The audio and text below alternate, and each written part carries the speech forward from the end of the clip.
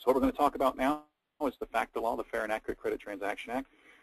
Once again, we're going to talk about the compliance deadline of December 1st, 2010. The red flag rule that's actually a part of this. The red flag rule we'll talk about a little more in depth. The GLB, some of y'all may be already familiar with the Gramm-Leach-Bliley safeguard rules. And then also pretexting protection, which we'll talk about that in a little bit in a second.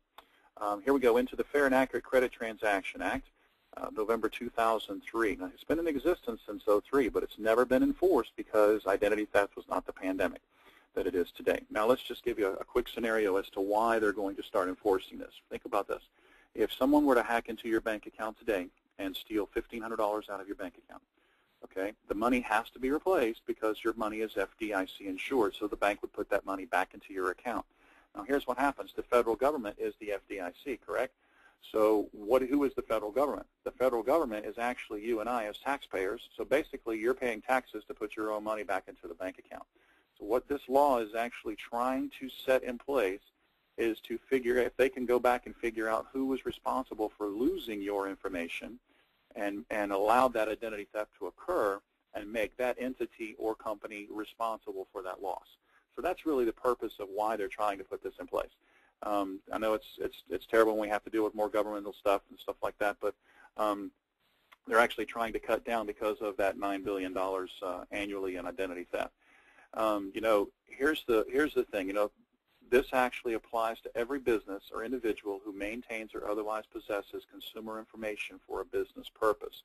Employee or customer information lost under the wrong set of circumstances under this law may result in federal and state fines of $2,500 per occurrence, civil liabilities of $1,000 per occurrence. Class action lawsuits could be open to, with actually no statutory limitation. Now, here's a little bit more of what it is. Okay, the FACTA red flags rules requires financial institutions and creditors. Now, here's what we're going to get into is a little bit of a concern and a question for folks.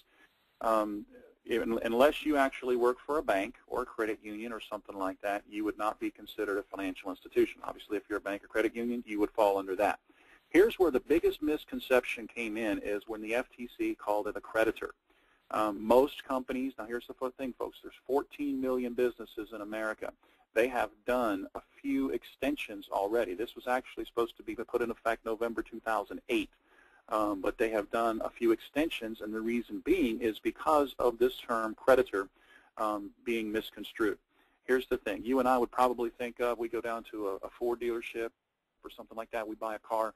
Ford Motor Credit finances us. We consider that to be a creditor. Now, the definition of the Federal Trade Commission is a little bit different, and I'm going to show you a pamphlet here in a second that explains the creditor status a little bit more. Each program must provide for the identification, detection, and response to patterns, practices, or specific activities known as red flags that could indicate identity theft. So here's what red flag is.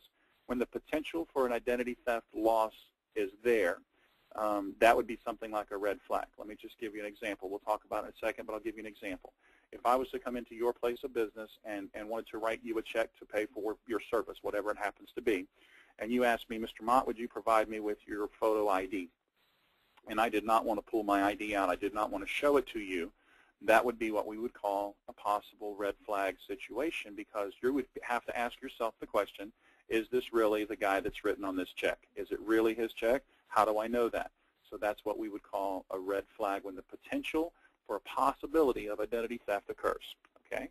Moving forward, under the red flags rules, any financial institution, creditor, or any other entity that holds a transaction account, which I'll talk about that in a second, belonging to a consumer must develop a written program that identifies and detects the relevant warning signs or red flags of identity theft.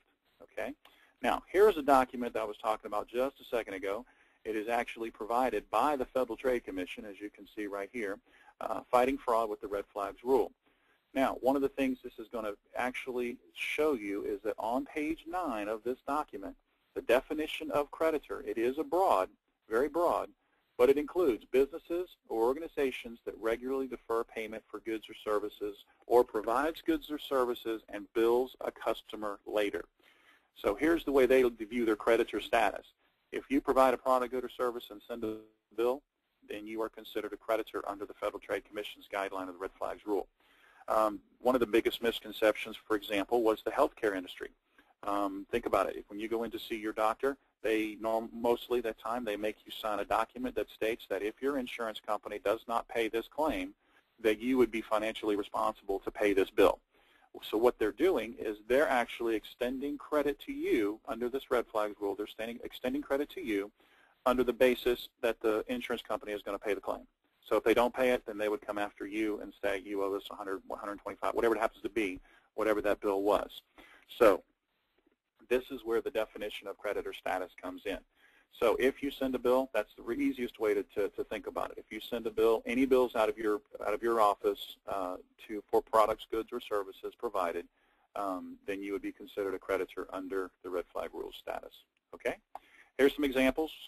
Please understand it's not all inclusive, but here's some examples. Utility companies, healthcare providers, telecommunications, finance companies, mortgage brokers, real estates, automobile dealers, retailers, service companies, even service companies, folks. Even think about the companies all the way down to plumbing and air conditioning and gas contractors, electrical contractors, all those types of service-oriented companies. They really need to be on the ball with this because they have people in the field that are collecting checks and money and credit card information from their customers all the time. Once again, want to iterate the compliance date of December 1st, 2010. You'll probably get tired of hearing that by the time we're done. But I do want to move on here. A news article here. This is released by the Federal Trade Commission, and I didn't put her name in here, but her name is Betsy Broder. She is the head of the Identity Theft Division of the Federal Trade Commission. And here's what she stated in this article, is that many companies didn't think of themselves as creditors, now realize they are a covered entity under this rule. And one of the questions she follows up with is, are these entities ready to demonstrate compliance? Now, demonstrating compliance, so the thing is that people say, are the FTC going to come around and pop into my office and audit me and stuff like that? They have the right to do that, but chances are they are not going to do that. Now, here's the thing. If you were to have, let's say this law, it was after December 1st, this law was in effect, and your company had a breach, and data and information was lost, you could probably bank on the fact that you would get a visit from someone from the FTC just to see if your policies were in place, if your training was done, mitigation plans, those types of things, which we're going to talk about as we move on here. Okay? Covered entities, no matter what their size, must design and implement a written identity theft prevention program. The rule is not based on what kind of information a business collects, but whether it is a financial institution or a creditor. So some people go, well, I don't collect that information. I don't do this. I don't do that. That's what they're trying to say here, is that it's not based on what kind of information you're collecting. It's whether or not you are a bank, credit union, fall under the financial institution, or if you send a bill and send an invoice, whether you're a financial institution or a creditor. Okay?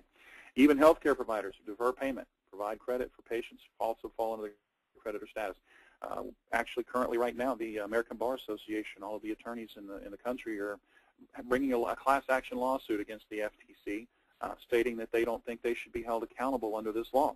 I mean, now think about this, folks. If I'm your attorney, I have all of your personal information. And what they're trying to say with this lawsuit is that they should not be held accountable if they happen to lose your information. They could call Tom next door here and give all of your information to them and should not be held accountable for that. So one of the things further in one of her articles, Betsy Broder mentions, is there has been no provisions to exclude any type of professionals or any other type of businesses from this red flags rules. Okay. What I'm going to do now, folks, is just kind of tell you, we've already actually defined what a red flag was, possible existence of identity theft. Basic idea, identity theft can be reduced if businesses have a procedure in place to spot and prevent it.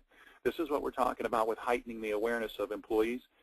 For example, if someone's who maybe even as simple as a receptionist in your office, if her awareness is heightened to the possibility of identity theft, she could prevent something right at the front desk before it ever got to a point of being a full-blown identity theft issue. So by heightening awareness, it actually reduces the possibility of something happening.